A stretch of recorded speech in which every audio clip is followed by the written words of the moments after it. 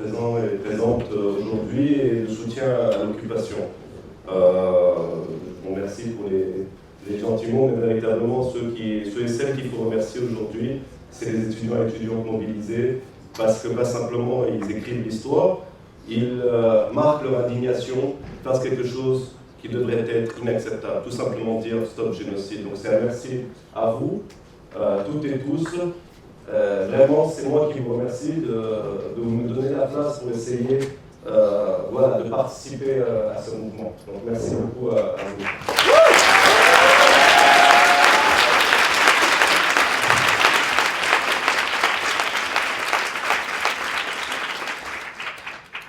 Et dans ce cadre-là, je pense que nous toutes et tous, on est collectivement impliqués dans cette issue, pas simplement parce que la question palestinienne est bien sûr une question qui nous marque tous et toutes, peut-être depuis, pour certains, depuis leur naissance, peut-être c'est une cause qui s'est apparue par la suite, mais ce que je vais essayer d'expliquer durant cette conférence, c'est le fait que la question palestinienne est une question fondamentalement internationale, internationaliste, basée sur trois caractéristiques dominantes. Le fait de dire que c'est une cause anticoloniale, une cause anti-impérialiste et antiraciste. Et on pourrait rajouter, mais c'est les trois causes selon moi dominantes. Et que les gens, que les jeunes particulièrement se mobilisent sur ces trois bases et qu'on les critique en disant qu'ils ne se rendent pas compte des liens, que c'est quelque chose de compliqué, est absolument pour moi inacceptable. Et notamment, pour citer un certain nombre de médias qui essayent de criminaliser, de renforcer les amalgames sur la cause palestinienne, mais quand on regarde les gens qui se mobilisent pour la question palestinienne, c'est souvent le reflet de la diversité de nos sociétés. Et ça, c'est quelque chose qu'ils refusent, parce que quand on se met ensemble, c'est en haut qu'ils ont peur. Ils ont peur pourquoi? Parce que vous révoltez sur une question qui est fondamentalement de dire non à un génocide, non à un ordre autoritaire, non au racisme, non à la complicité de nos États, pas simplement politiquement, mais militairement, économiquement, dans un génocide que tout le monde peut voir aujourd'hui devant nos yeux.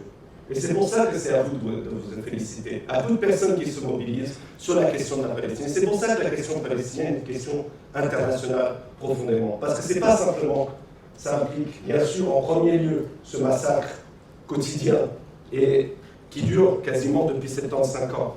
Mais ça implique aussi nos propres sociétés, nos droits démocratiques, nos droits de demander une autre type de société. Et c'est ce que je vais essayer d'expliquer durant le temps qui m'est imparti, mais je vais essayer aussi de ne pas faire trop long pour qu'on ait une discussion, parce qu'il n'y a pas aujourd'hui, entre guillemets, il n'y a pas de prof.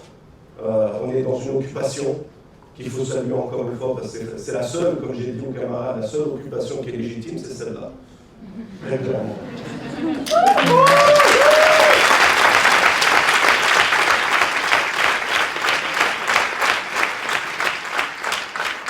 Aujourd'hui, on peut tous essayer de changer les choses et je vais essayer de donner quelques éléments de compréhension. Tout d'abord, encore une fois, dire que ce mouvement étudiant s'inscrit bien sûr dans les mouvements actuels aux États-Unis, en France, et qui, pour rappel, c'est important d'apporter notre solidarité d'ici, depuis Lausanne, face à la répression dont il fait face à la criminalisation continue, la violence dont les forces de l'ordre, les polices font usage, et d'ailleurs on voit tout de suite que lorsque, par exemple aux États-Unis, ils sont attaqués par des personnes se réclamant du soutien à l'État d'Israël, la police disparaît. Cela montre encore une fois que la police n'est pas du tout un élément qui permet la sécurité dans nos sociétés, au contraire, bien au contraire, il renforce l'insécurité à tous les niveaux.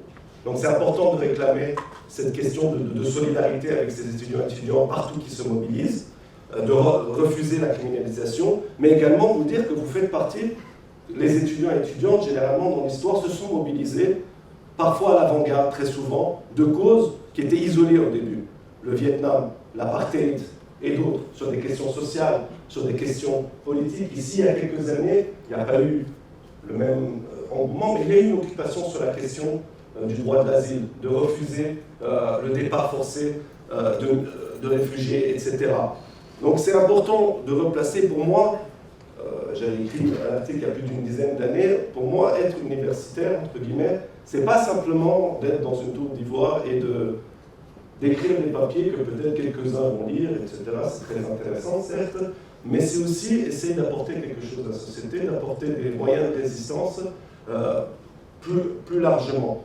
Parce qu'il y avait un chanteur français qui s'appelle Jean Ferrat, qui était un chanteur engagé en France et tout ça, il disait « Je ne chante pas simplement pour chanter.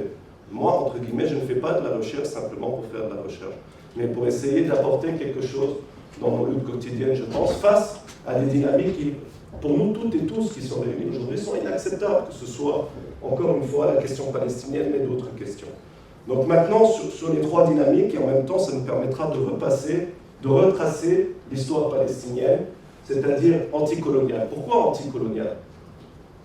La question palestinienne aujourd'hui, souvent, on la présente de la manière, par exemple, un exemple fortuit, comme une guerre peut-être entre deux peuples, un côté musulman, de l'autre côté juif, on dirait peut-être que c'est des facteurs religieux. Bon, il y a une conférence qui peut-être s'est déroulée il y a quelques temps dans cet ordre d'idée, je ne sais pas, qu'il y aurait la possibilité que ce soit une guerre de religion. Pas du tout. Il ne s'agit pas de guerre de religion. En aucun cas, il ne s'agit pas d'une guerre de civilisation. En aucun cas, qui est un terme qui devrait exclure de tout vocabulaire scientifique, de toute façon. Mais il s'agit d'une lutte anticoloniale, d'un mouvement de libération nationale qui s'inscrit sur plus que 75 ans, à bien des égards. Le mouvement qui a commencé, pas tout seul, ce mouvement de colonisation a été aidé par une force impériale, la Grande-Bretagne au début. C'était bien sûr, je parle du mouvement sioniste, qui a pris forme politiquement à la fin du XIXe siècle. Et pourquoi il a pris forme en Europe, le mouvement sioniste? Parce que c'était l'émergence au XIXe siècle des nationalismes étriqués. L'idée de l'État-nation, d'un État-nation qui devrait être homogène. Et dans ce cadre-là, il y avait une montée également très forte de l'antisémitisme. Et c'est quelque chose, dans le XIXe siècle aussi, vous avez, surtout à l'Europe de l'Est, en Russie, des pogroms absolument abominables.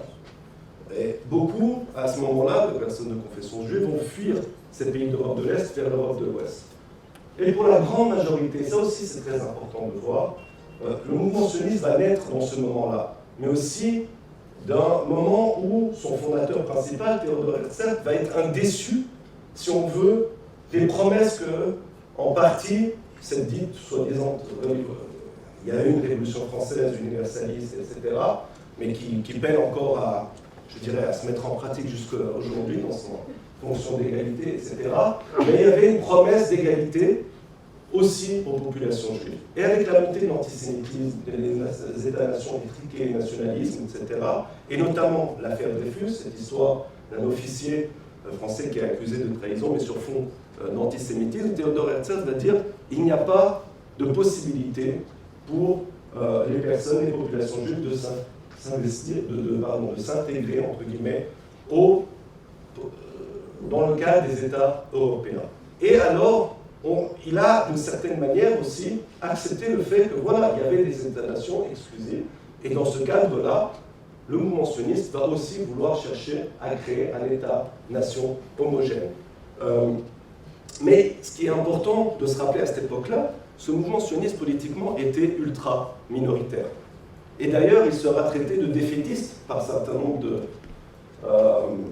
groupes de confession juive, par exemple le Bund, qui était un mouvement de gauche syndical qui regroupait un certain nombre de personnes juives et de populations juives issues de, par exemple, l'Europe centrale, l'Europe de l'Est, mais aussi au sein des mouvements communistes, vous trouviez des mouvements de gauche, un certain nombre de personnes de gauche, mais également au niveau des groupes religieux qui refusaient le mouvement sioniste. D'ailleurs, une des raisons pour lesquelles le premier congrès va se dérouler à Bâle, à la fin du XIXe siècle, c'est que lorsqu'il a voulu être organisé, notamment je crois que c'était à Munich ou Berlin, j'ai un doute maintenant entre les deux villes, mais c'est les religieux locaux juifs qui ont refusé, en disant que ça n'a rien à voir avec notre volonté, etc. Nous, on est ici, on est d'ici. Et c'était perçu comme un mouvement défaitiste parce qu'il refusait finalement la lutte contre des formes d'antisémitisme.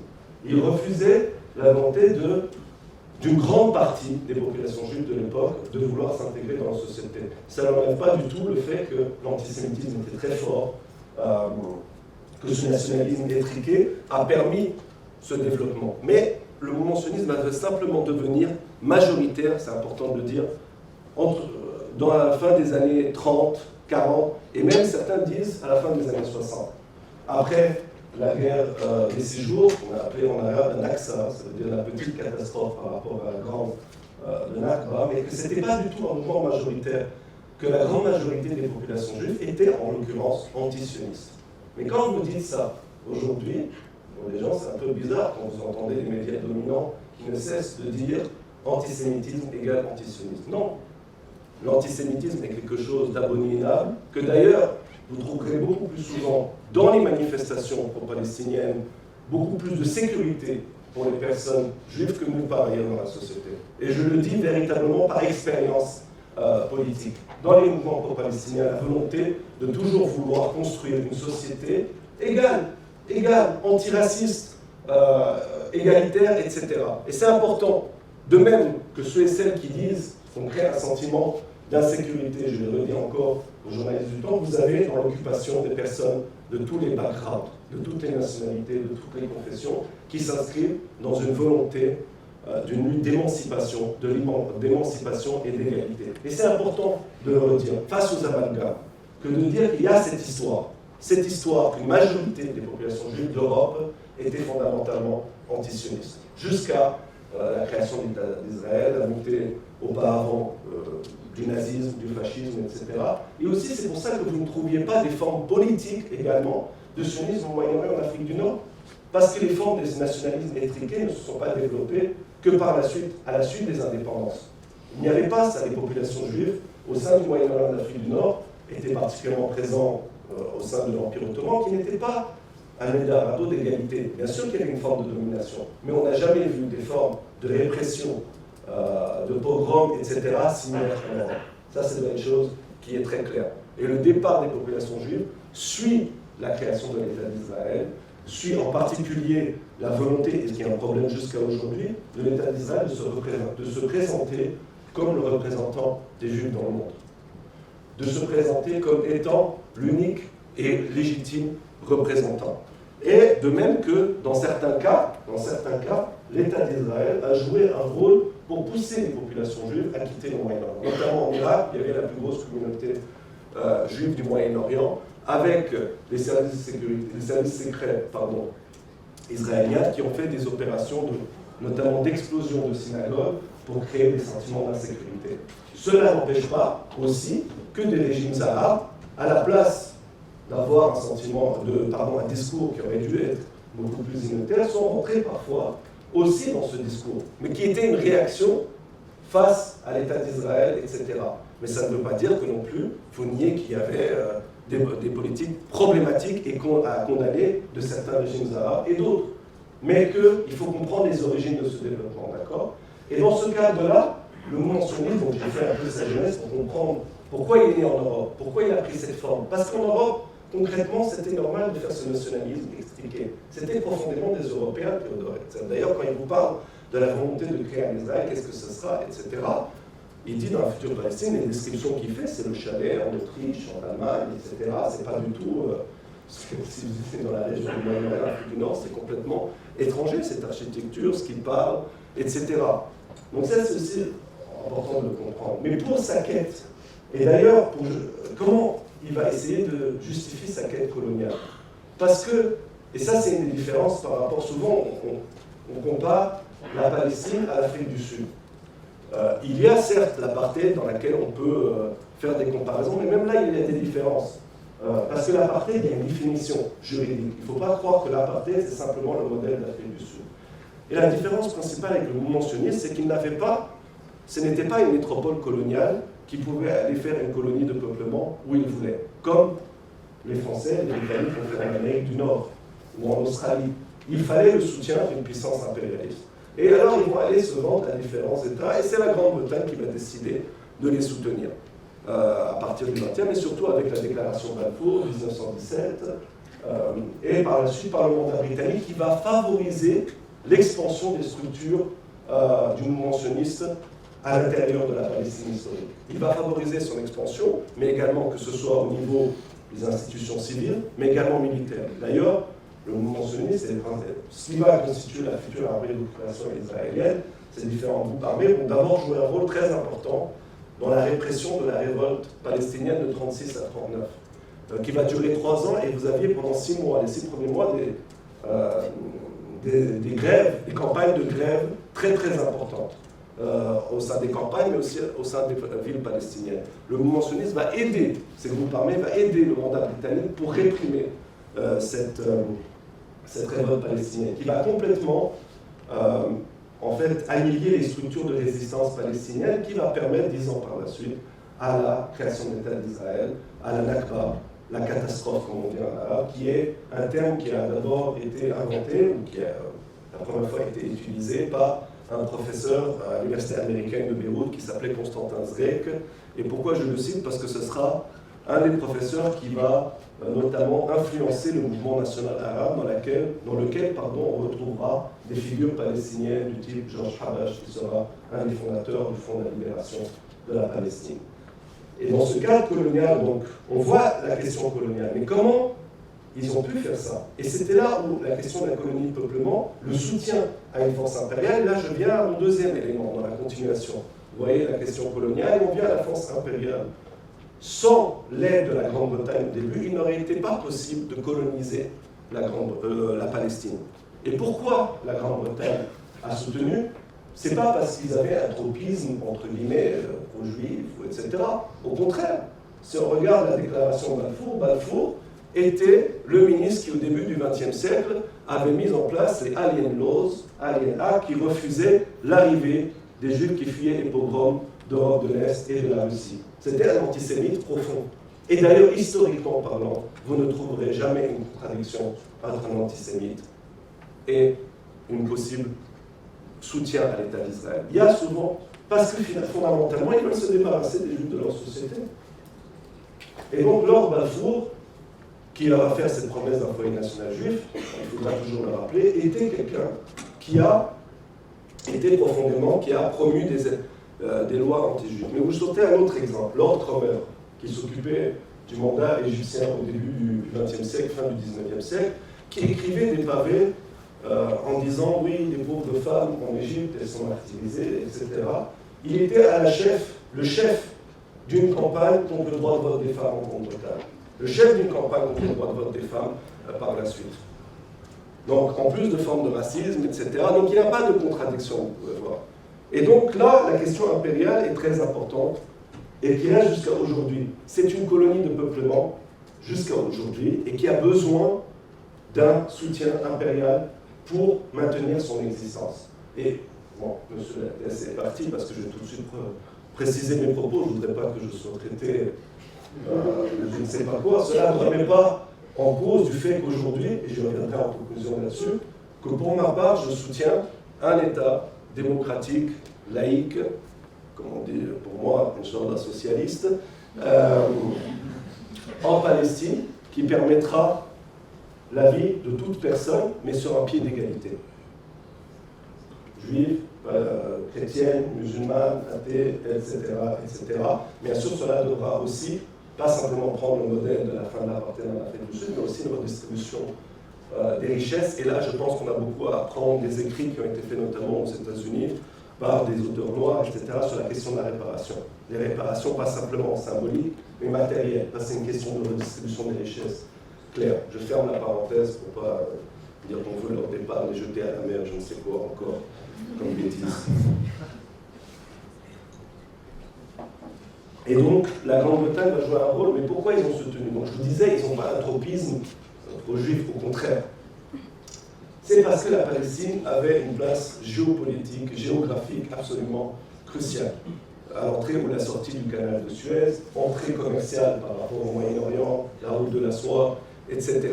Et dès lors, c'est pour ça qu'ils ont soutenu ce mouvement sioniste. D'ailleurs, on retrouve un des dirigeants, un officier dans les affaires étrangères britanniques, parlera de la volonté en fait, de créer une nouvelle Irlande du Nord. Donc vous voyez bien la logique coloniale derrière ça. Comme ils ont colonisé l'Irlande, maintenant j'oublie, je sais toujours, je le dis, la capitale. J'ai oublié le terme exact, mais c'est dans la logique, si vous regardez au XVIe et XVIIe siècle comment la Grande-Bretagne a colonisé l'Irlande, etc., c'était la même logique qui voulait être employée là-bas. Et d'ailleurs, dans ce cadre-là, le mentionnisme, en voulant se vendre à l'impérialisme britannique, dira nous serons l'avant-garde de la civilisation occidentale face à la barbarie orientale, arabe, etc. Et si vous retrouvez, il y a un parallèle à faire après avec les discours récents de Netanyahou, aujourd'hui, qui dit, après les attaques du 7 octobre, les actions du 7 octobre, nous sommes l'avant-garde occidentale face à la barbarie musulmane, etc. Et ça, c'est une continuation historique qu'on peut trouver, et c'est dans la volonté et la nécessité d'avoir toujours un soutien impérial. Donc là, vous voyez ce lien entre colonialisme de peuplement, donc la comparaison, ce n'est pas... La comparaison n'est pas forcément avec l'Algérie et d'autres, c'est plus avec, malheureusement, les États-Unis, le Canada, l'Australie, etc., des colonies de peuplement dont le but c'est d'éliminer la population locale ou la rendre dans des réserves, dans les camps des Indiens, etc. Et d'ailleurs, vous avez tout le discours qui rentre dedans. Ça veut dire, comme vous aviez les premiers qui sont allés en Amérique du Nord, etc., il n'y a rien sur cette terre, nous allons la développer, etc.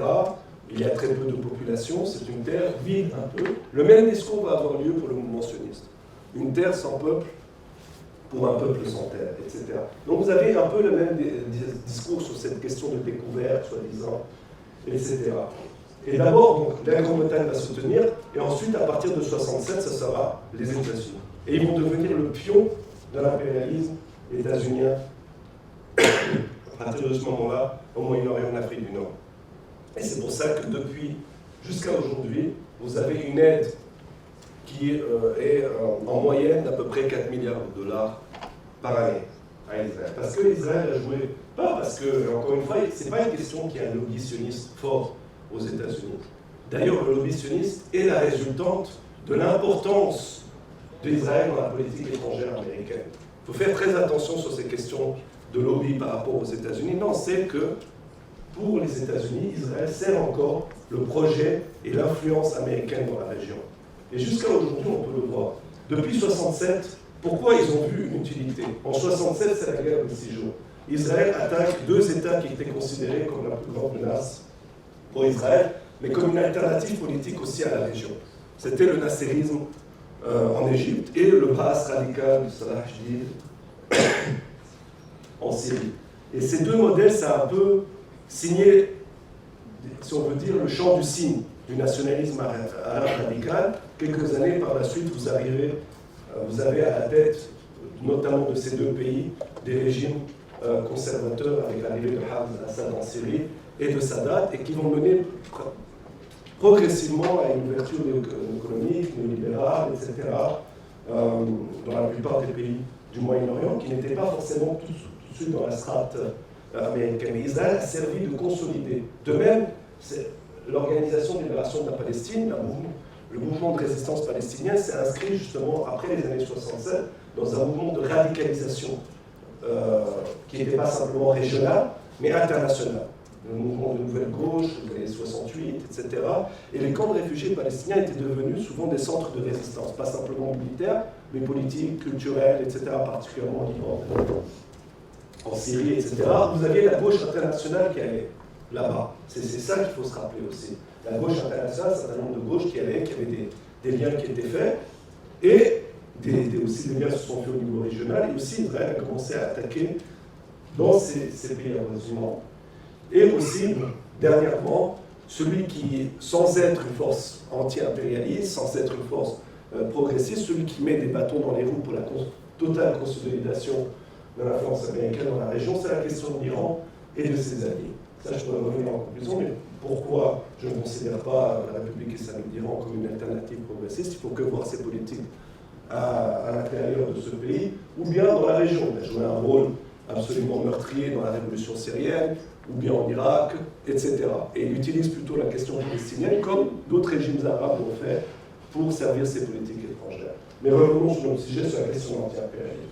Et donc, jusqu'à aujourd'hui, pour que ce soit les États européens ou pour les États-Unis, Israël est un pion de l'impérialisme occidental.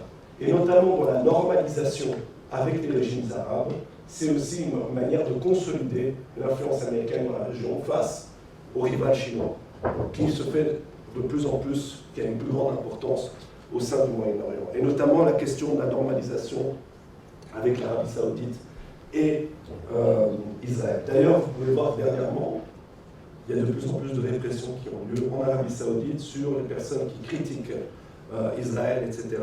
Et l'Arabie Saoudite a dit très clairement, nous, on ne va pas renormaliser tout de suite la situation avec Israël, c'est une situation temporaire, mais on n'a pas besoin de voir la création d'un État d'Israël, juste le plan qui nous mène vers là-bas. C'est une décision stratégique de l'Arabie Saoudite de vouloir normaliser avec l'État d'Israël et d'obtenir d'autres choses en contrepartie avec les États-Unis. Donc, on peut voir la question anticoloniale, anti-impériale, qu'il y a dans la question palestinienne, et aussi la question antiraciste. La question antiraciste, pourquoi? Parce qu'on a parlé d'apartheid. On a parlé d'apartheid qui n'est pas un terme utilisé, je dis ça encore une fois pour les médias, par Joseph Daher ici à l'Occupation, mais aussi par Amnesty International, B'Tselem, Human Rights Watch, qui sont loin d'être des organisations de droits humains gauchistes, je ne sais pas comment on pourrait les caractériser dans ce cadre-là. L'apartheid, encore une fois, c'est une question, c'est une définition qui a, c'est, pour faire court, un racisme systémique et structurel à tous les niveaux qu'on peut trouver au sein à la fois de Palestine 48, c'est-à-dire l'État d'Israël actuel, et des territoires occupés. D'accord? Et dans ce cadre-là, aussi, la différence principale que vous pouvez trouver avec l'apartheid d'Afrique du Sud, et ça, c'est lié avec la question de la colonie de peuplement, la volonté de réduire les Palestiniens et les Palestiniens, en fait, dans des petits camps de réserve. Et c'est toute l'idée, en fait, de ce qui s'est passé, on va revenir dessus aussi, des accords d'Oslo. De réduire, en fait, de liquider en partie la question palestinienne à travers une gestion par les Palestiniens eux-mêmes des zones urbaines. Mais Israël continue à s'étendre. D'ailleurs, depuis le 7 octobre, vous avez vu des records d'accaparement de terres illégales par le gouvernement d'Israël dans les 20 dernières années. D'accord? Les attaques continuent des colons qui sont d'ailleurs aidés, armés par l'armée d'occupation israélienne. Et cette question de l'apartheid, pourquoi elle est différente avec l'Afrique du Sud? Et ça aussi, ça donne des questions, notamment sur quels moyens de résistance pour les Palestiniens et Palestiniennes. C'est que l'apartheid d'Israël n'exploite pas de manière massive la main-d'œuvre palestinienne. Elle cherche à les éliminer, comme je vous ai dit. Elle cherche à les éliminer massivement. D'ailleurs, après la question du 7 octobre, vous aviez à peu près entre 100 000 et 120 000 travailleurs palestiniens qui venaient des territoires occupés pour travailler à l'intérieur de l'État d'Israël, la majorité, grande majorité dans la construction et un peu dans l'agriculture. Là, le syndicat, l'association des patrons dans le bâtiment, ont dit si cette situation continue, ou vous leur donnez à certains petits des permis pour revenir travailler, ou bien il va falloir faire venir de la main-d'œuvre étrangère. Mais on parle de 100 000, 120 000, pas du tout dans des secteurs cruciaux de l'économie comme on peut voir en Afrique du Sud. De même, pour que les Palestiniens de 48, ils sont interdits de tout un certain nombre de boulots à l'intérieur de l'État d'Israël. Donc ça, ce qui fait que ça pose des questions assez importantes au niveau de quel soutien. Et de même qu'on voit aussi que, particulièrement, et c'est pour ça que je dis ces trois éléments, c'est pour ça que ça nous concerne tous et toutes, parce qu'on voit une complicité également de nos États occidentaux face à ces complicités politiques, économiques, militaires jusqu'à aujourd'hui, mais aussi une complicité donc, face à ce génocide qui est en train de se dérouler, mais aussi sur la question de l'antiracisme. Sur l'antiracisme, en quelle manière? On voit un renforcement particulièrement des éléments de l'islamophobie, mais pas simplement, d'autres formes de types de racisme également, mais particulièrement de l'islamophobie qu'on peut aussi trouver en Israël qui essaie de se renforcer. Et d'ailleurs, vous avez de plus en plus de formes de collaboration de sécurité. Si vous regardez notamment la mairie de Nice, c'est très important, en essayant d'encourager ce discours sécuritaire, en apportant tout un système de sécurité venant de l'État d'Israël, mais aussi qui a bénéficié à des États arabes, pour rappel. Un certain nombre de services, de systèmes de sécurité, d'espionnage, etc., ont notamment été fournis aux Émirats arabes unis, au Maroc, etc., pour eux-mêmes réprimer leurs propres opposants. Et on voit que Donc dans ces trois questions, j'ai fait un peu long, je vais commencer à conclure, ces trois dynamiques, qu'elles soient anticoloniales, anti-impériales, antiracistes, dans laquelle les pays européens ont un rôle, et les États-Unis, bien sûr, les États occidentaux dans ce cadre-là. Et ce n'est pas une question, comme certains le diront peut-être dans les médias, de vouloir s'autoflageller, etc. Au contraire, ce n'est pas le problème. C'est de dire, nous ne voulons pas être complices de politiques qui répriment, qui tuent, qui discriminent de manière systémique. Et là, je pense que, oui, on a un rôle à jouer, de dénoncer le rôle de nos élites qui participent à ces politiques qui sont absolument inacceptables. Et particulièrement depuis le 7 octobre, depuis le génocide. Et on peut voir que dès qu'il y a eu des victoires des Palestiniens et Palestiniennes, c'était aussi des victoires pour nous.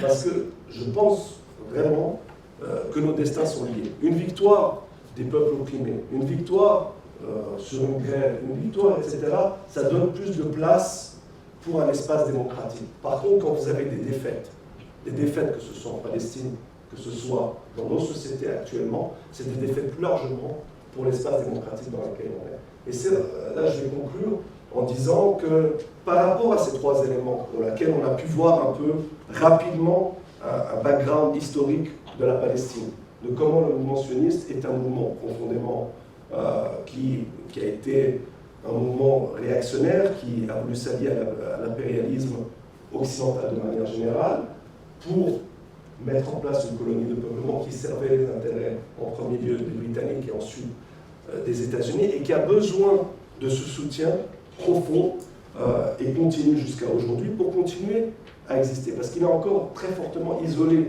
au niveau des populations, etc., de la région. Et dans ce cadre-là, on doit dire non à cette continuation de soutien des États, notamment de la Suisse, du Conseil fédéral, mais également des États plus généralement. Et aussi ce qu'on voit, et c'est ça aussi le lien par rapport à nous de manière plus générale, c'est comme je vous le disais en introduction, c'est qu'à travers la question palestinienne, on attaque les droits démocratiques ici. On renforce les formes de répression et on essaye d'attaquer les différentes formes de résistance face à un ordre qui est profondément néolibéral, autoritaire, raciste, etc. Et on peut voir ça sur les attaques qui ont pu avoir lieu sur le passé à toute personnalité, même réformiste radicale, du type Jeremy Corbyn au Labour Party en Angleterre, qui a été attaqué sur la question de l'antisémitisme et de la question palestinienne.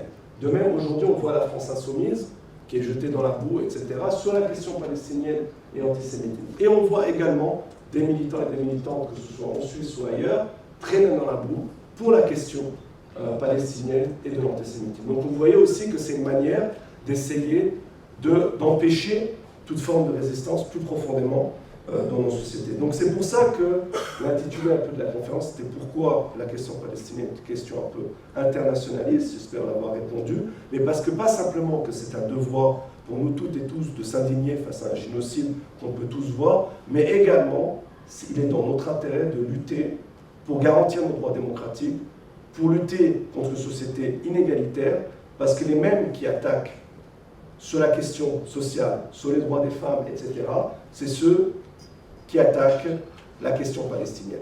Ça, je peux vous le garantir. Vous n'avez qu'à voir les liens, c'est très clair. Et donc, on a intérêt aussi à nous, et c'est dans ce cadre-là aussi que qu'il faut comprendre le soutien international à la question palestinienne, mais aussi à garantir nos droits démocratiques et sociaux. Merci beaucoup.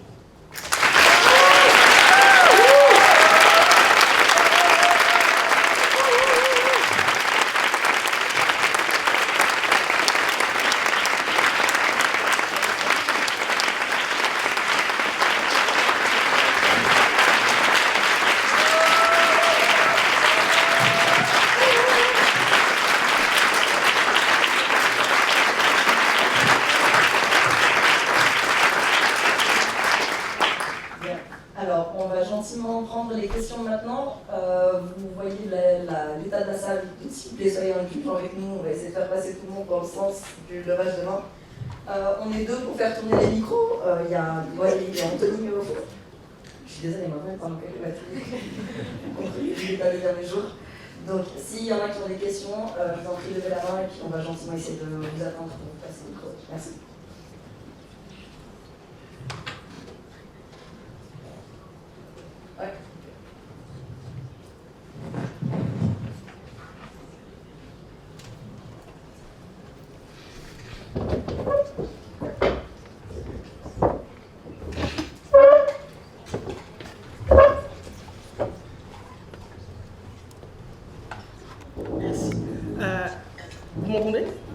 Ok, parfait.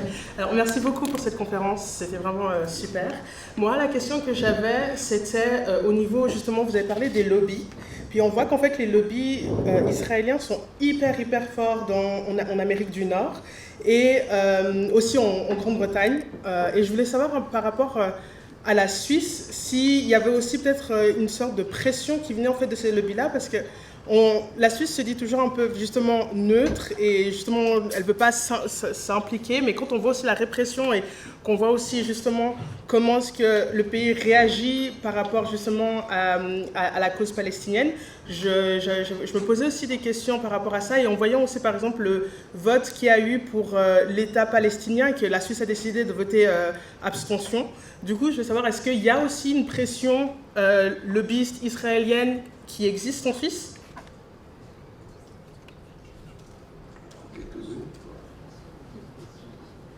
On va prendre des questions une à la fois, non? Ou tout ensemble? Bonjour.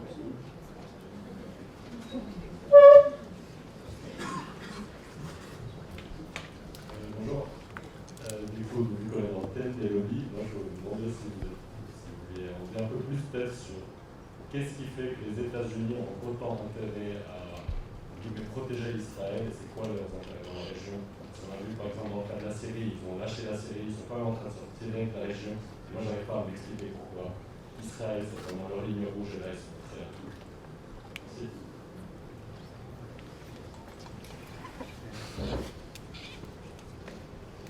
Je voulais juste demander si vous pouviez revenir sur la comparaison entre l'apartheid en Afrique du Sud et la situation du peuple palestinien. Je pense que j'ai pas exactement compris, et surtout ça m'intéressait parce que vous aviez dit que ça avait des implications en termes de mobilisation et de résistance, et je voulais savoir si vous pouviez développer.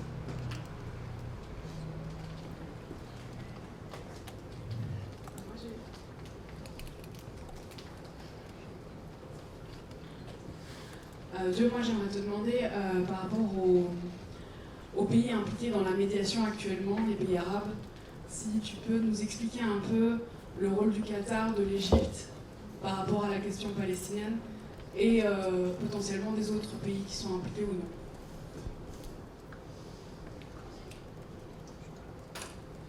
non. Moi, je voulais te demander aussi comment c'était avec la Suisse. Enfin, on a du coup la raison pourquoi les États-Unis sont tellement acharnés sur ce conflit, mais du coup, c'est quoi la base en Suisse pour un tel acharnement?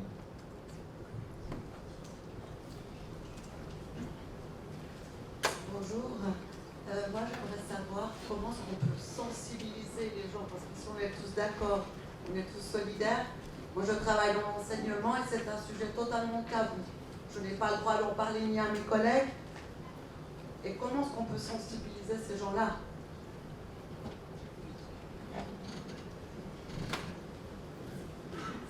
Bonjour. J'ai une petite question, peut-être un peu bizarroïde, mais j'aimerais quand même la poser. Israël, maintenant, ça fait plus que 76 ans que ça existe. Avec sa politique actuelle, je vois qu'elle n'a pas un ami autour du pays d'Israël. C'est vrai, ils essaient toujours de normaliser leurs relations avec les présidents et les dirigeants, disons, des peuples arabes. Mais si, au fond, pour le peuple arabe, si vous allez faire un sondage, je ne parle pas, vous ne trouvez pas le 1% qui est pour cet État d'Israël. Merci. Ok, merci beaucoup. Et je m'excuse pour la dernière partie de la conférence, c'est moins cadré. Mais c'est des questions qui me permettent de développer certains points que je n'ai pas pu faire, j'ai peur d'être trop long. Bon, tout d'abord, sur la question sur comment sensibiliser, je pense que par exemple, et c'est pour ça qu'il faut encore remercier les étudiants et étudiantes mobilisés, c'est une des meilleures manières de sensibiliser. Parce que les étudiants et étudiantes ont fait un certain nombre de demandes depuis 7 mois au niveau de la direction pour prendre des mesures en place. Mais au-delà de ça, c'est une volonté aussi de sensibiliser plus largement au sein de la société sur une question qui, encore une fois, est pour moi absolument légitime de demander stop à un génocide. Stop à un génocide, cessons la collaboration avec un État qui viole les droits humains de manière quotidienne depuis plus de 75 ans. Et donc, à travers des occupations, à travers des formations, mais aussi en allant travailler partout dans les associations, les syndicats, il ne faut plus que la question palestinienne ne soit pas discutée en disant ça nous divise, etc. Non, ça divisera, certes, mais il faut une question claire maintenant, il faut une position claire. C'est inacceptable de plus se positionner sur la question palestinienne. Et pour toutes les raisons dont je vous ai expliquées, sur la question que ça influence sur nos politiques, sur nos droits démocratiques et sociaux. Donc il faut aller, et c'est pour ça, c'est aussi votre rôle, c'est pour ça que je ne dis pas de professeur, je ne sais pas quoi, il y a des militants et des militantes qui veulent sensibiliser plus largement la société sur une question internationale, sur nos droits démocratiques, partout. Mais ça doit faire dans les associations, dans les syndicats, partout. Et que cette question doit être traitée impérativement. On ne peut plus se taire là-dessus. On ne peut pas dire ça nous divise, dès lors, mettons-la de côté. Non, c'est inacceptable. Et pour toutes les raisons que j'ai évoquées. Mais bien sûr, c'est la question de longue haleine. C'est le rapport de force également, mais c'est grâce à des mobilisations comme c'est le cas depuis 7 mois, mais aussi, il faut aussi reconnaître les personnes qui sont investies sur la question palestinienne depuis plusieurs décennies. Il faut saluer leur rôle, notamment, pour rappel, les missions civiles qui avaient eu lieu dans les années 2000, qui permettaient d'aller visiter les territoires occupés palestiniens pour aller parler avec des Palestiniens et Palestiniennes. Moi, c'est aussi comme ça que j'ai eu la chance de pouvoir me politiser, même si ça avait commencé avant, mais c'était des expériences absolument incroyables. Mais disons, c'est un travail au quotidien, sur un long terme, et c'est aussi, quand on parle avec beaucoup de personnes qui sont mobilisées depuis cet octobre, c'est de dire, même si la guerre s'arrête demain, on espère profondément que la guerre, je l'espère, arrête demain, on continuera le travail. On continuera, jusqu'à ce que les droits des Palestiniens et Palestiniennes soient respectés, ne soient plus violés, notamment le droit au retour, la fin du système d'apartheid, la fin de l'occupation et une véritable égalité pour toutes et tous. Donc ça, c'est la première réponse. Sur le rôle du Qatar et l'Égypte, il faut savoir que le Qatar joue un rôle très important, que ce soit pour les États-Unis d'un côté, mais également comme l'État qui accueille tout un certain d'acteurs politiques qui sont considérés comme des ennemis des États-Unis. Aujourd'hui, Hamas, mais dans le passé, les talibans. On rappelle le retrait des États-Unis et la défaite américaine en Afghanistan, sans que ce soit une victoire pour les Afghans avec le retour des talibans, c'était négocié au Qatar, avec le rôle qu'a joué l'émir du Qatar dedans. Et avec le Hamas, c'est la même chose. Le Qatar a joué un rôle particulièrement à partir des années 90-2000, avec l'explosion et son développement, notamment de son industrie du gaz, à des moyens considérables dans une population qui reste relativement petite, surtout si on compte la population indigène, qui constitue peut-être moins que 5% de la population totale du Qatar, comme un certain nombre de monarchies du Golfe aussi, ça c'est un autre débat, mais qui pratique une forme d'esclavage moderne, avec des égards sur le système de kafala, etc., qui pas simplement est dépendant de ses ressources naturelles, gazières ou pétrolières, mais sur une exploitation, une ultra-exploitation de ces travailleurs et travailleuses. Mais pour revenir sur son rôle, donc il essaie de jouer un rôle d'intermédiaire qui, c'est de manière très importante des États-Unis, mais pas simplement sur le rôle d'intermédiaire. Pour rappel, le Qatar reçoit la plus grande base américaine des États-Unis au Moyen-Orient, plus de 10 000 soldats qui servent, voilà, pour les opérations en Afghanistan, mais également au Moyen-Orient. Donc il joue un rôle relativement important. Puis si on revient plus dans ces dernières années, il a joué un rôle relativement important, le Qatar, en soutenant plutôt des forces, durant les processus révolutionnaires, qui faisaient partie du spectre, on peut dire, des frères musulmans, etc., dont d'autres. Alors que généralement, après des exceptions, l'Arabie saoudite était plutôt pour le maintien des anciens régimes, dans le cadre mais sans que ces deux soient toujours en désaccord. D'ailleurs, il y a un rapprochement ces dernières années, de même avec la Turquie et l'Arabie saoudite. Mais le Qatar joue ce rôle un peu particulier, à la fois d'acteur très important dans l'alliance avec les États-Unis. D'ailleurs, il y a des discussions pour qu'il soit accueilli comme presque, pas dans l'OTAN, mais comme un allié très important de l'OTAN, mais à la fois joue sa carte politique en soutenant des groupes politiques qui s'inspirent généralement, ou qui sont dans le spectre, ou bien des mouvements des frères musulmans, ou bien même plus radicaux, plus intégristes, du type taliban, etc., et autres. Dans le cas de l'Égypte, ce qu'il faut bien comprendre, c'est ce que j'en parlais en partie, mais depuis 1981, fait complètement partie de la sphère occidentale dans les alliances. Depuis 1981, avec les accords de paix entre Israël et l'Égypte, l'Égypte est devenue le deuxième réceptacle de l'aide américaine dans le monde, après l'État d'Israël. Plus d'$1 milliard à peu près par année, qui va principalement à l'élite militaire, à la structure militaire, etc.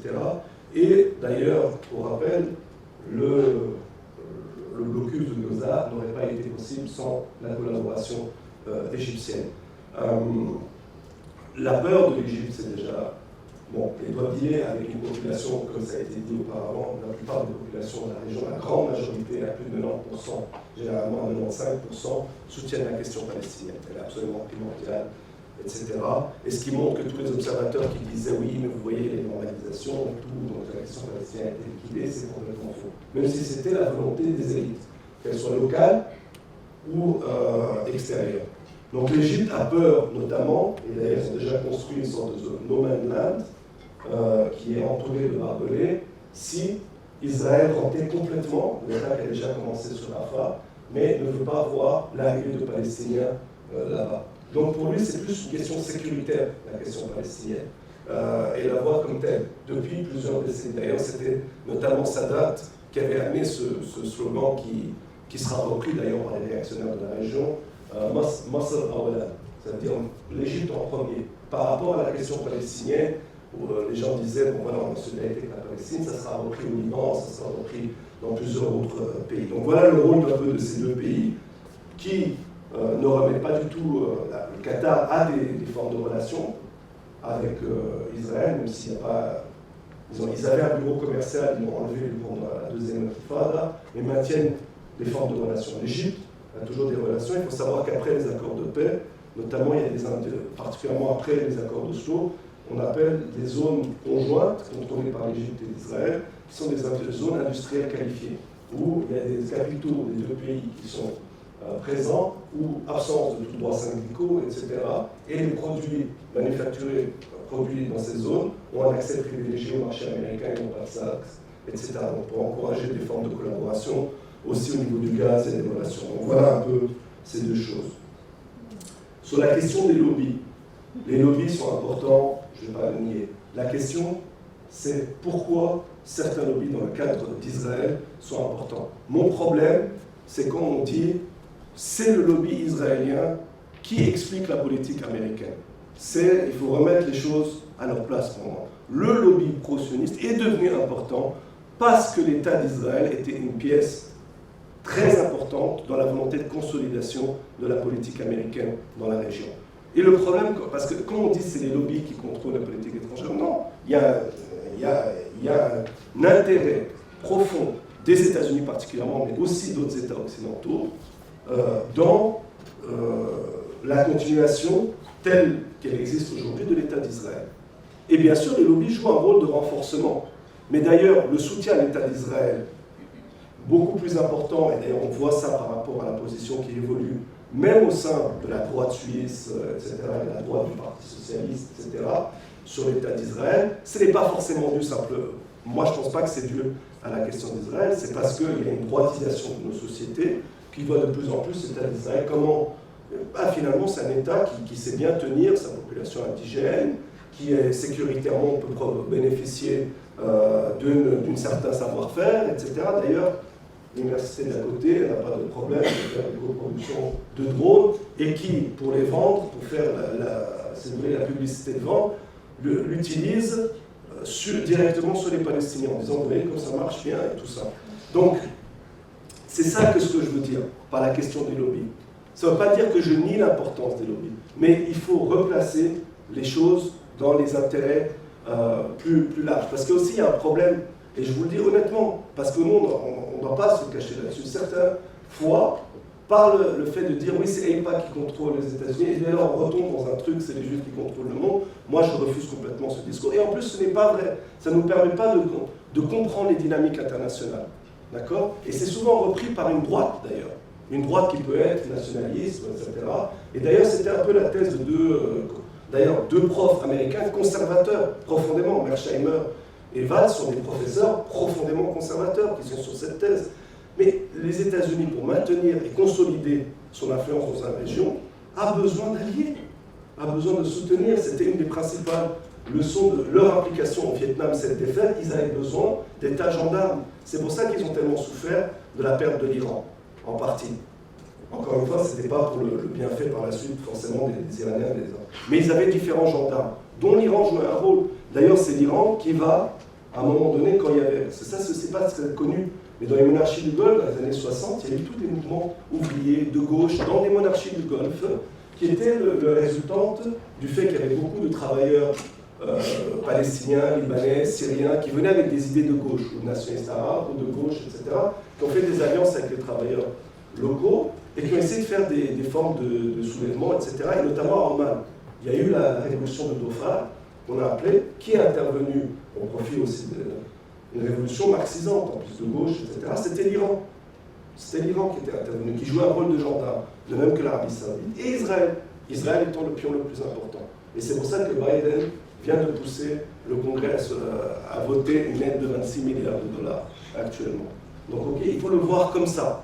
Plus que c'est la résultante du lobby. Même chose en Suisse, ils ont la droitisation de la société, fait qu'Israël, voilà, elle se présente comme... D'ailleurs, vous voyez, le discours d'Assis, c'est complètement... je n'ai pas utilisé ce terme libéré, c'est approfondi.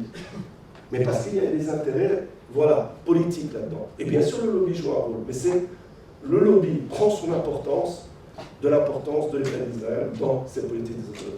Donc ça, je voulais vraiment mettre au clair. D'ailleurs, Cassis est le résultat de cette droitisation de la société suisse. Cassis, depuis longtemps, était un pro-Israël. Il a appelé à la fin du financement de l'UNRWA depuis 2018, en disant que c'était un obstacle à la paix. C'était comme les Israéliens, c'est une manière de liquider la question des réfugiés. Alors, bien sûr qu'il faut... sauver l'UNRWA. Il faut savoir, que vous le sachiez, et critiquer. Pourquoi? Parce que l'UNRWA, il y a 30 ans, il y avait des véritables cours sur l'histoire palestinienne, sur la résistance palestinienne, etc. Ça, c'est plus possible depuis 10-15 ans. Vous parlez avec les anciennes générations, ils faisaient des journées, lorsqu'il y avait la journée à il y a une journée de la terre, journée différente de la Nakba, etc. Beaucoup plus de manière résistante et politisante que maintenant, qui est beaucoup plus symbolique. Et c'est la résistance des pressions, notamment des États-Unis. Donc, États-Unis, pourquoi protéger Israël? Je pense avoir répondu à la question. Les États-Unis ne sont pas encore retirés de la Syrie. Ils ont encore 900 troupes au nord-est, qui est plus symbolique. Mais ce qu'il faut savoir, c'est que les États-Unis tentent depuis un certain temps d'avoir un virage vers l'Asie du Sud-Est pour faire face à la Chine. Ils ne peuvent pas complètement, parce qu'il y a à chaque fois des soubresauts entre guillemets au Moyen-Orient. À un moment, c'était le soulèvement populaire, et le processus révolutionnaire, après c'est l'émergence de Daesh, etc. Et qu'on vit, qu'on le veuille ou pas, encore aujourd'hui, malheureusement, dans une société profondément marquée à tous les niveaux par la production pétrolière, des ressources naturelles, gazières, etc. À tous les niveaux, plastique, etc.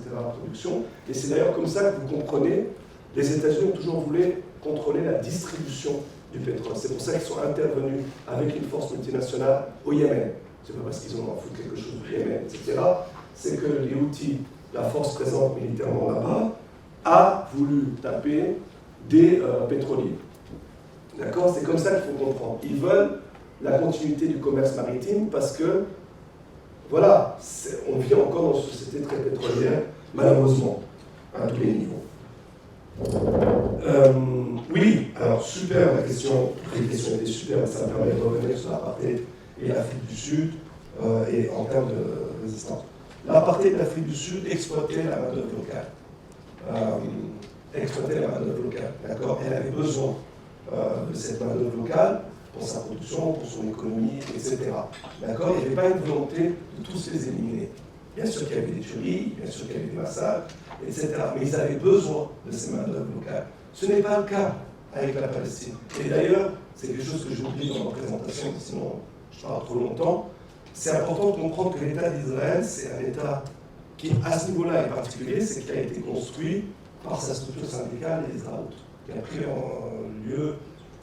pris naissance dans les années 20, qui va jouer d'ailleurs un rôle très important à recevoir et à trouver du travail aux populations juives qui fuyaient le nazisme, le fascisme en Europe, etc. Mais c'est eux qui ont dominé le mouvement sioniste à ses débuts. Le mouvement sioniste à ses débuts s'inscrit en partie dans cette gauche, la deuxième internationale, etc. C'est pour ça que pendant très longtemps, des décennies, vous avez des liens avec les partis socialistes, etc., des différentes régions du monde. Mais son slogan, c'était quoi? Terre juive, produits juifs, travailleurs juifs.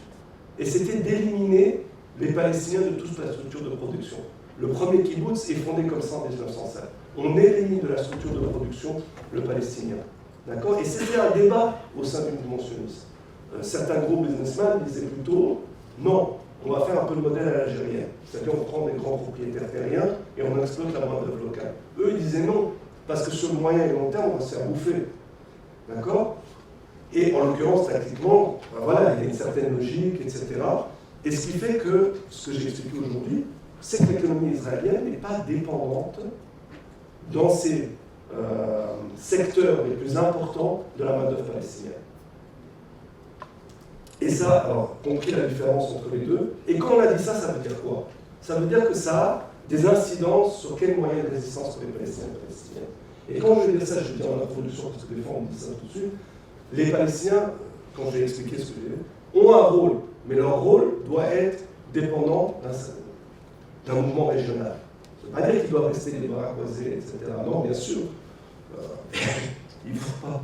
Mais le fait, c'est de dire que face à la puissance militaire israélienne, le fait qu'ils ne veulent pas, qu'ils ne peuvent pas, pardon, par leurs moyens de la grève, comme c'est en Afrique du Sud, qui ont allié à la fois moyens de la grève, résistance militaire, etc. D'ailleurs, pour ceux qui disent que c'est un peu radicaux, tout ça, les Palestiniens, l'ANC avait un slogan aux années 70-80, c'était « One white, one bullet ». One person, one bullet. Pas que je suis d'accord, etc., mais juste pour vous rendre compte comment on présente maintenant Mandela comme un libéral gentil, etc. Machin. Il avait aussi fait le choix de la résistance armée à un moment donné, mais il a été reconnu que par la suite, quand il avait accepté voilà, un système de fin d'apartheid, mais qui avait des limites non plus, parce que l'apartheid social est en partie resté. Ça n'enlève rien du tout à ça, que c'est un militant, etc. Donc, qu'est-ce que ça veut dire au niveau des Palestiniens pour la résistance? Ça veut dire que dans les territoires occupés, et en 1948, il est très compliqué de penser une libération simplement par leurs propres moyens. Alors qu'est-ce que ça veut dire? C'est sans oublier que vous avez autant quasiment de Palestiniens et Palestiniennes à l'extérieur de la Palestine. Les 800 000 Palestiniens et Palestiniennes qui ont été virés en 1948 sont devenus 5 à 6 millions, qui sont entre le Liban, de moins en moins au Liban, de moins en moins en Syrie, mais en Jordanie, etc. Et aussi là, on voit le rôle des régimes arabes. Dès que la question palestinienne est mentionnée, ils ont peur. Pourquoi ils se plaignent actuellement? Ce n'est pas parce que les Palestiniens meurent de manière quotidienne, ils ont peur de leur propre pouvoir. Parce que quand les gens se mobilisent sur la Palestine, ils vont arriver aussi à critiquer la complicité de leur régime. La Jordanie, par exemple, a laissé pendant quelques semaines, mois, des manifestations, mais dès que ça allait vers l'ambassade israélienne, on refusait, ou bien vers les territoires occupés. Et là, d'ailleurs, de plus en plus de répression. En Égypte, même chose. Il y a des répressions, arrestations, etc. Les régimes arabes ont aussi un intérêt à la continuation de l'État d'Israël et voient la cause palestinienne comme une menace. Une menace parce que ça a toujours inspiré des résistances dans la région. Pour vous donner un exemple, lors de l'intifada de 2000, il y a beaucoup de personnes qui sont mobilisées pour la solidarité avec la Palestine en Liban, en Syrie, en Égypte, en Jordanie, qui sont très souvent ceux et celles qui seront à la tête des processus révolutionnaires par la suite. Pour en connaître des amis particuliers, personnellement, et d'autres, mais qui vont faire des étapes sur des luttes démocratiques, sociales et anti-impérialistes. Et dès lors, pour moi, c'était le slogan des années 60, fin des années 60 de la gauche palestinienne, qu'ils ont abandonné malheureusement, c'est que la libération de la Palestine passe par les capitales arabes, pour créer un rapport de force qui soit en faveur des Palestiniens et Palestiniennes, pour obliger la population israélienne à changer d'opinion. Et là, je viens à une deuxième question qui est aussi très importante. Vous avez certains, et là je ne vais pas le cacher, qui sont peut-être parfois pas des camarades personnels, amis et tout ça, Mais certains vont vous dire qu'il faut l'alliance des populations israéliennes et palestiniennes dans des luttes de grève, etc. ensemble, et comme ça permettra la libération de la Palestine. Oui, mais c'est juste, c'est pas une analyse matérialiste, c'est la réalité des choses. Jusqu'à aujourd'hui, la population israélienne bénéficie matériellement de la continuation de l'État d'Israël. Matériellement, ils ont un bénéfice. C'est pas, et ce qui explique en partie leur position, c'est sans parler que depuis une grande majorité d'entre eux et elles, quand ils sont nés, ils sont placés dans des écoles où on explique que les Palestiniens ne sont pas des humains, sont une menace, ils peuvent vous éliminer jusqu'au dernier. Et après, vous participez à l'armée d'occupation israélienne minimum 3 ans, dans laquelle vous allez occuper des autres personnes. D'accord? Donc il y a l'aspect matériel. Il y a l'aspect de cet lavage de cerveau constant. Donc c'est pas un truc de dire qu'ils sont... Je m'en fous qu'ils soient gentils ou méchants. Il y a des Palestiniens gentils et méchants, c'est pas le problème. La question c'est qu'il y a une volonté de maintenir cet état parce qu'ils ont un intérêt direct.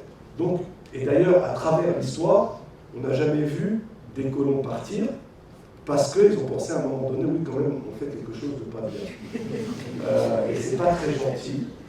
Et dès lors, on va réfléchir. L'Afrique du Sud, l'apartheid, c'était pas ça. C'était parce qu'il y a une lutte de résistance, etc.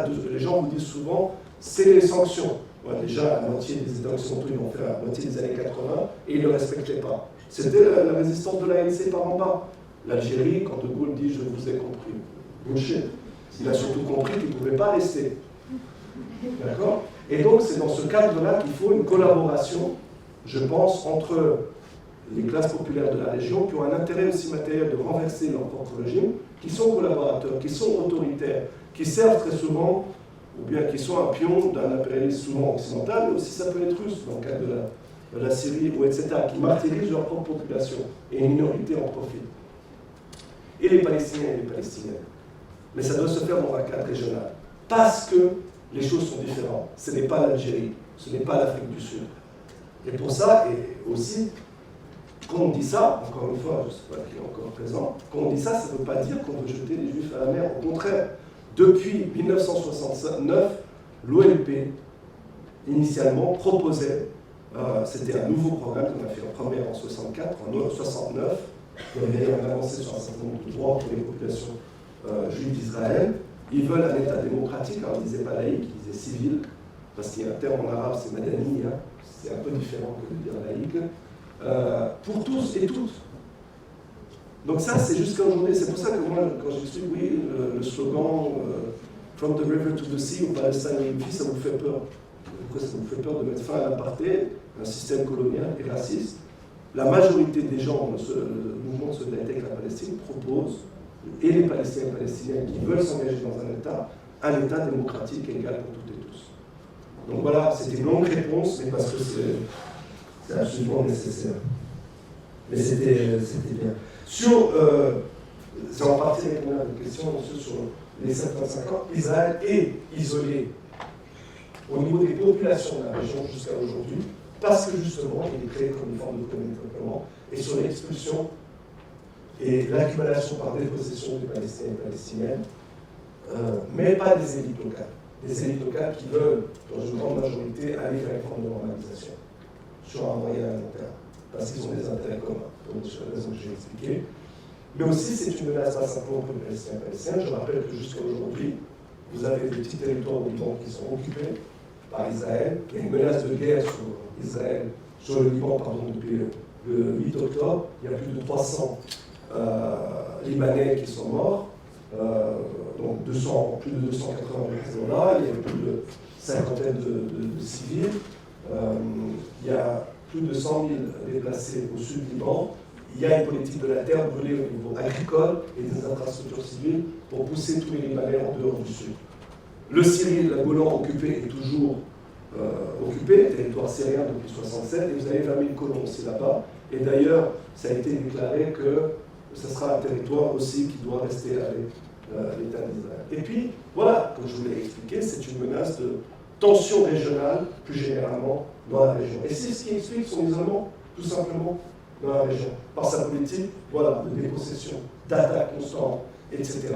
C'est comme ça qu'il faut comprendre. C'est pas parce qu'il y a quelque chose d'essentialiste chez les populations de la région en disant qu'on n'aime pas ces populations juives, ou comme on veut les appeler. Non, ça n'a absolument rien à voir. C'est le résultat politique, tout simplement. Et je pense que c'est très important de le répéter tout le temps. C'est le résultat politique. Ça n'a rien à voir avec une question de religion.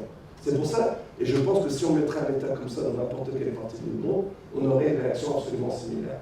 Moi, je dis toujours dans mes cours, la pire chose qu'on peut faire pour la région, au niveau académique, c'est de vouloir la traiter de manière différente en termes d'études, de recherche sociale, de sciences sociales, qu'une autre région. Et là, pour moi, on tombe dans les formes d'essentialisme qui sont académiques. Sur la, bon, je pense que je réponds aussi à ta dernière question. Je crois avoir tout été, non? Oui.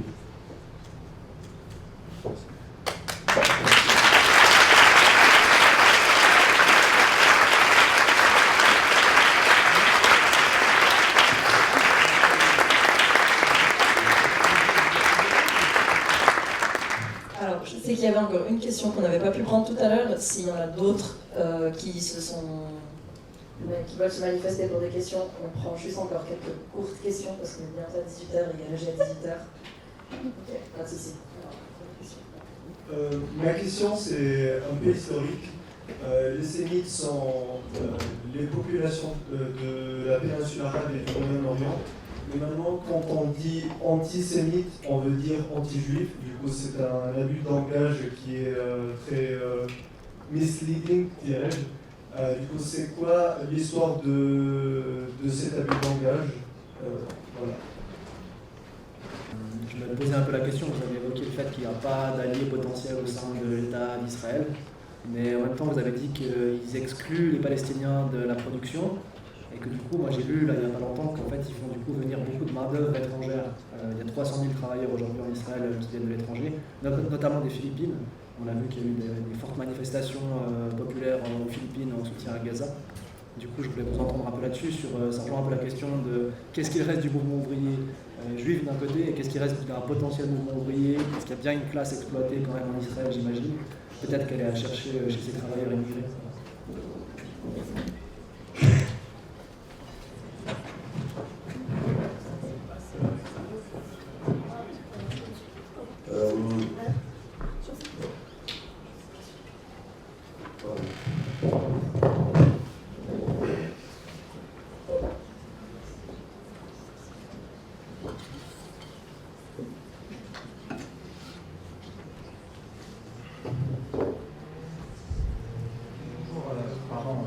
C'est la première fois que je vais poser une question de ma vie.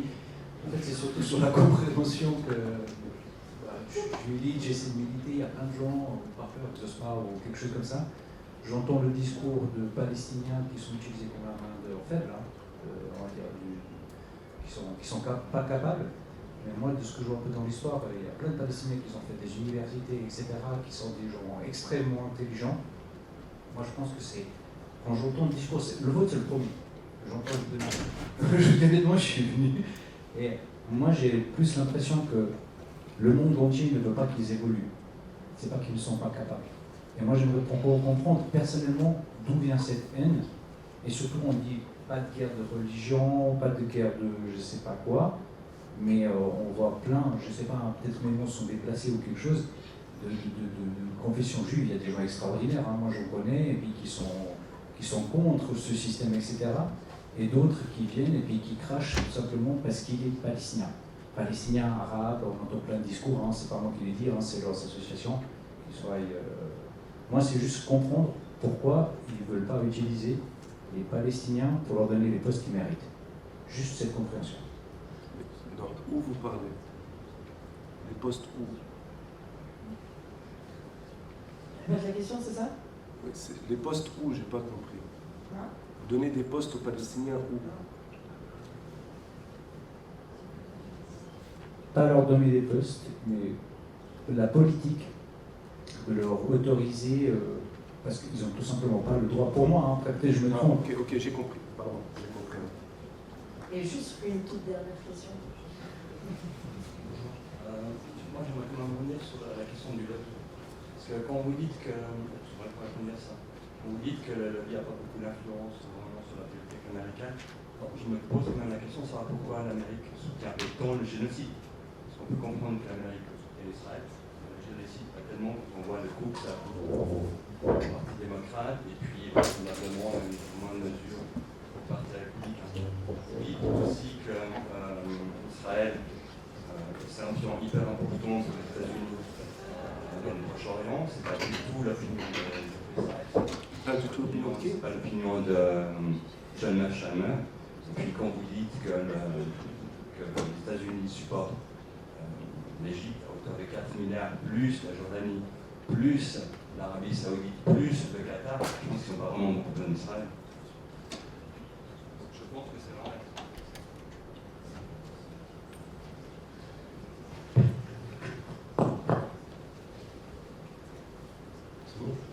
Non, je vais rebondir directement sur la manière. Déjà, les États-Unis ne donnent pas directement de l'aide à l'Arabie Saoudite.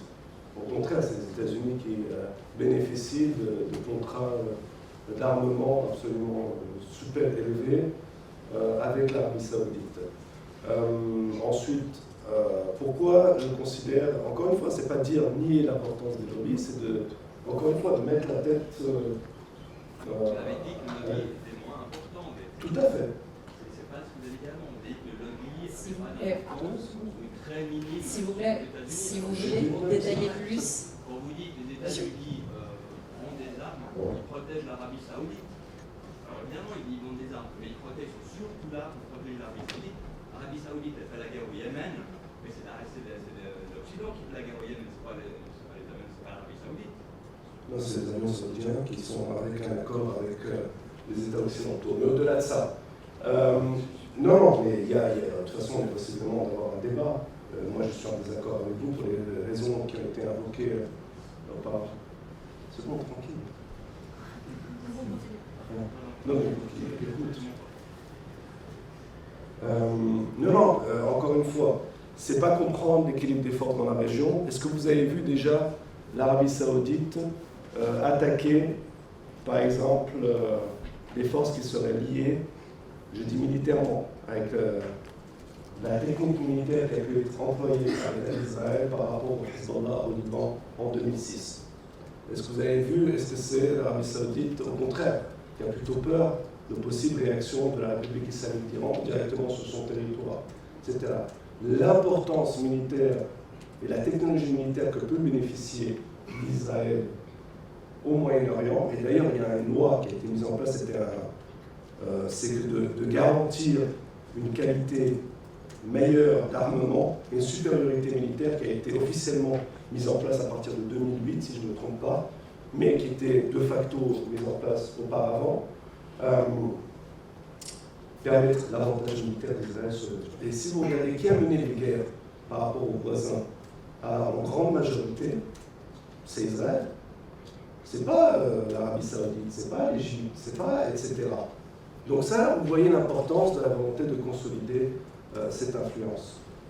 Donc c'est pour ça, pour moi, c'est important de comprendre que c'est pas simplement la question du lobby. Les États-Unis ont besoin d'alliés dans cette région pour consolider son influence. Après, voilà, je ne vais pas m'étendre, je pense avoir répondu à cette question, et je pense que l'avantage militaire d'Israël sur ses voisins est très clair. D'ailleurs, jusqu'à aujourd'hui, pour permettre la vente d'armes, par exemple d'avions de technologie de pointe, il faut un accord d'Israël aux voisins, aux États régionaux. Par exemple, les Émirats arabes unis ont demandé un certain nombre d'avions, ils ont dû demander la permission à l'État d'Israël. De même, bon, voilà. Et sur la question du Parti démocrate, aujourd'hui, il y a une crise au sein du Parti démocrate à cause de sa branche de gauche et des jeunes particulièrement. Mais ce n'est pas du tout, il n'y a pas de, dans la politique américaine, républicain ou démocrate, n'ont pas de désaccord sur l'importance de cet État pour consolider son influence. Biden fait des larmes de crocodile quand il parle des Palestiniens et Palestiniennes. Pour lui, ce qu'il a peur, c'est la réélection du second tour. Il faut dire les choses très clairement. Sinon, d'ailleurs, il participe. Israël n'aurait pas pu, jusqu'à aujourd'hui, mener cette guerre génocidaire sans le soutien constant militaire des États-Unis.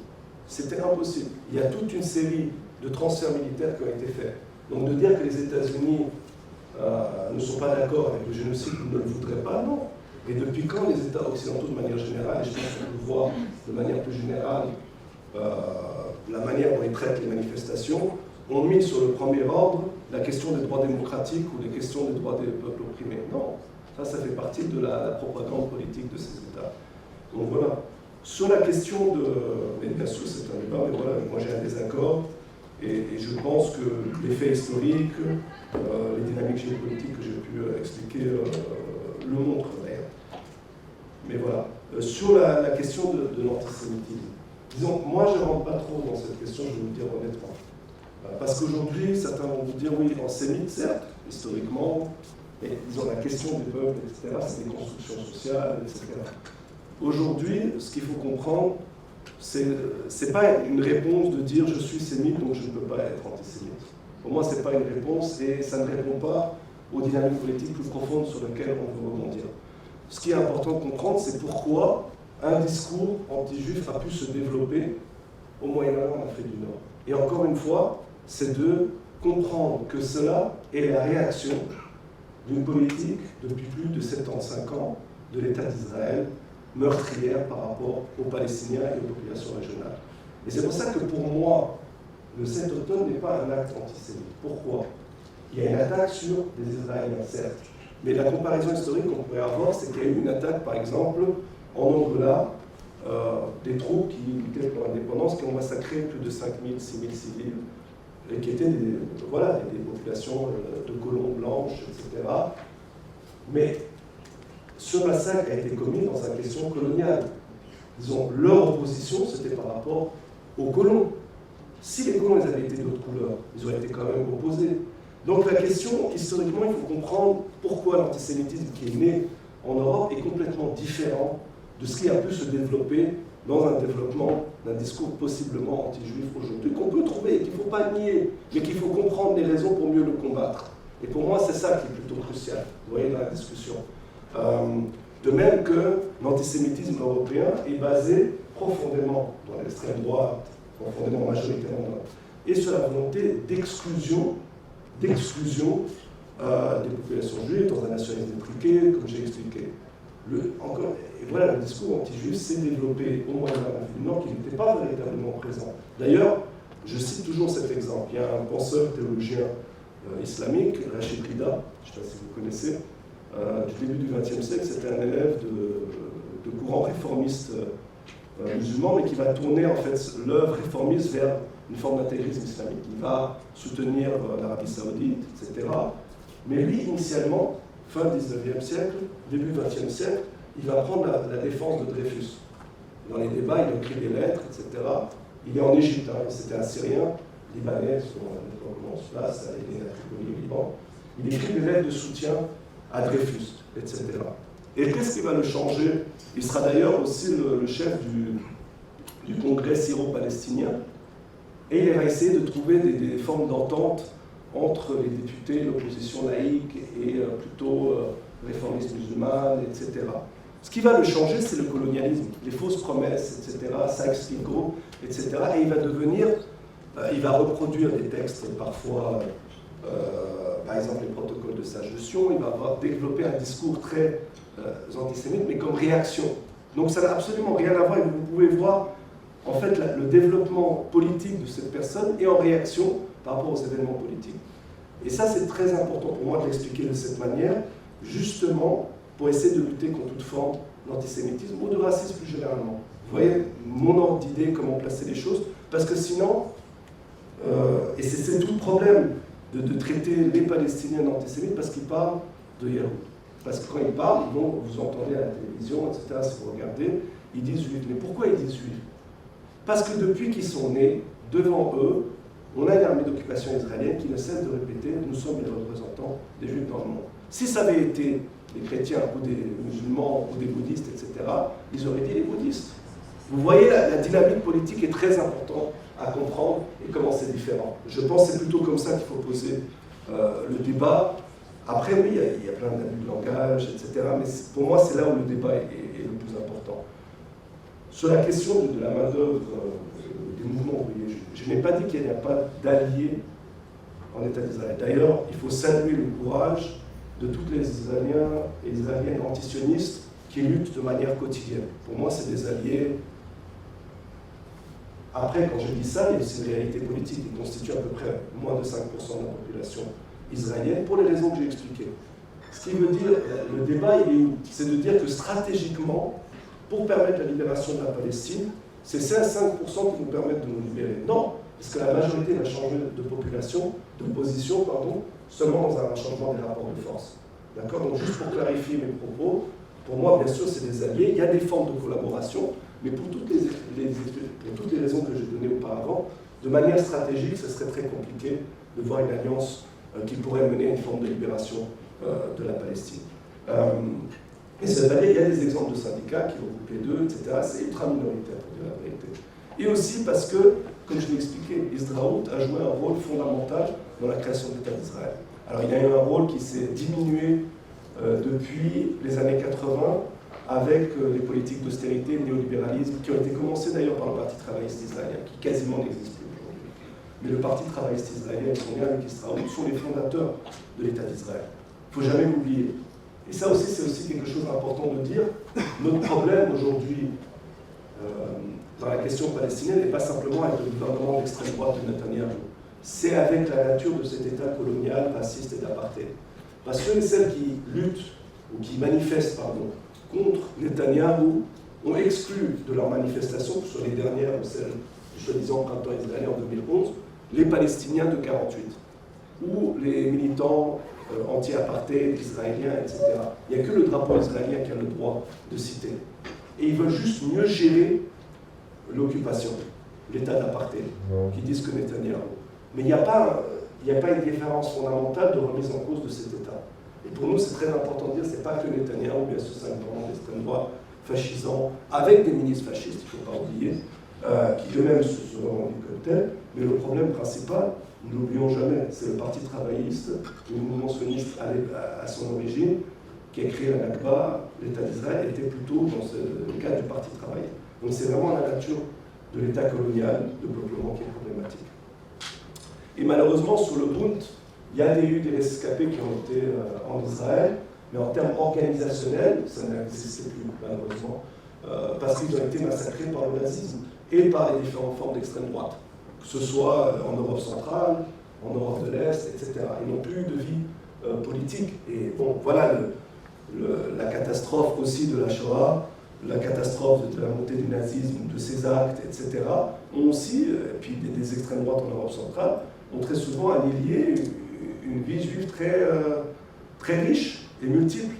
Et il ne faut jamais oublier que la Première Guerre mondiale aussi, voilà, ces nationalismes étriqués ont encouragé, avant le nazisme et le fascisme, mais plus généralement en Europe, ces échanges de population. Si on regarde les accords entre la Turquie et la Grèce, pour homogénéiser, parce que c'était l'idée du moment, homogénéiser les États dits nations. Voilà.